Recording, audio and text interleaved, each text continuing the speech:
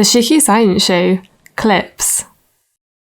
Exactly, and as you kind of already just alluded to, one of the great ways of understanding like the underlying mechanisms is that you can then see how different interventions have a similar impact. And so obviously you just mentioned there fasting and how it's not just about the diet's composition, but also diet timing can also in a similar way activate or repress these different signaling pathways. And so you coined the fasting-mimicking diet. And so I was wondering if you could explain about how you came to create this diet and how it relates to fasting and also going back to activating these longevity programs. Yeah, so the fasting-mimicking diet, people sometimes think, just wake up in the morning and come up with this and just become my favorite project. But in fact, as I was a student of Roy Walford back in 1992, and Roy was this guru of nutrition and longevity, right? That's all he spent his life trying to figure out, how to make people live longer with nutrition. And I realized that, what he was doing, calorie restriction. So what if you take an organism and you take about 20-30% of the calories away? And I realized that had obviously incredible power, but incredible problems associated with it. Right? And so then I spent the next almost 30 years trying to figure out how can you get that incredible power, and without the problems. And making it feasible to people. But then I started working with bacteria and yeast that were starving, and I saw that you could completely starve a bacteria or a yeast and they live very long. And I thought, this is really strange, right? It's very counterintuitive. It's like, why will any organism live so long just in complete absence of nutrients? But then I started thinking, what if we just did it very quickly quickly for a few days, and then allow the system to go back to the normal food, And that worked very well. And there initially was just water-only fasting for, let's say, 5 days every couple of weeks, or 4 days every couple of weeks, and then eventually went to fasting-mimicking diet in mice as little as once a month for 5 days, and in people now we think it could be as little as once every 3 months.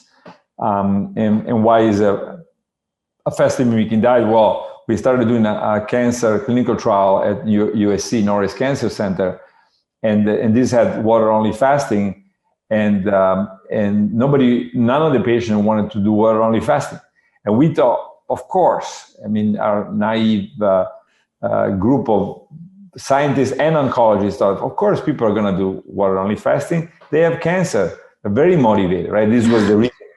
And it doesn't work like that, right? So even with cancer, people say, I'm not convinced by this. I don't want to do it. It's too hard.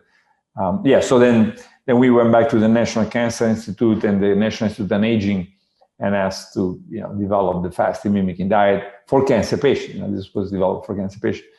And then realized that, if you have a dietitian and the fasting-mimicking diet, then you can get a very high compliance. Yeah.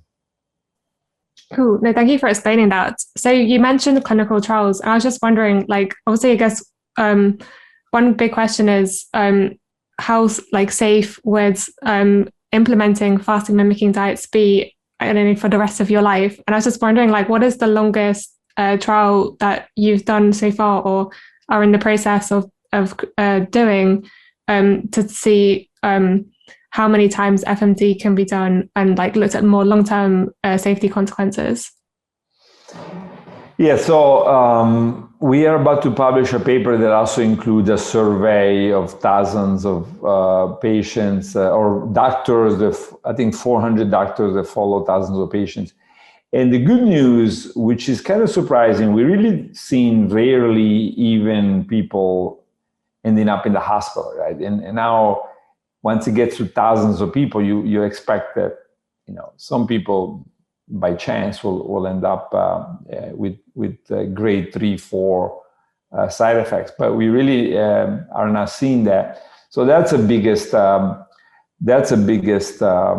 evidence, I think, coming from all the people that are doing it out there and some people have been doing it for years. And so far, I mean, you usually hear, I think the company is also obliged to report it, right? So to the FDA, so should somebody have severe side effects.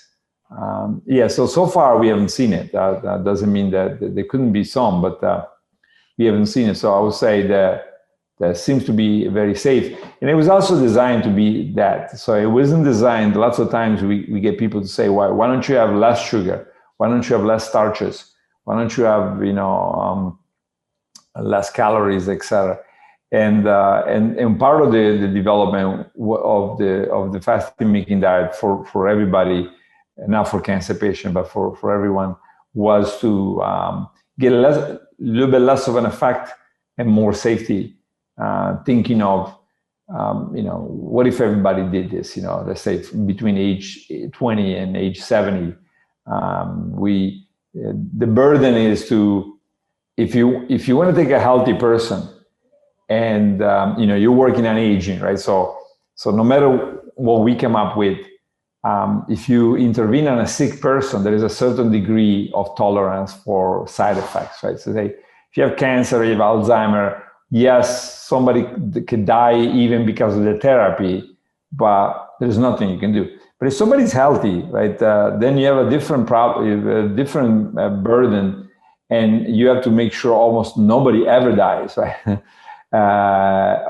Or even almost nobody ever has severe side effects, and that's a very difficult, that's a very high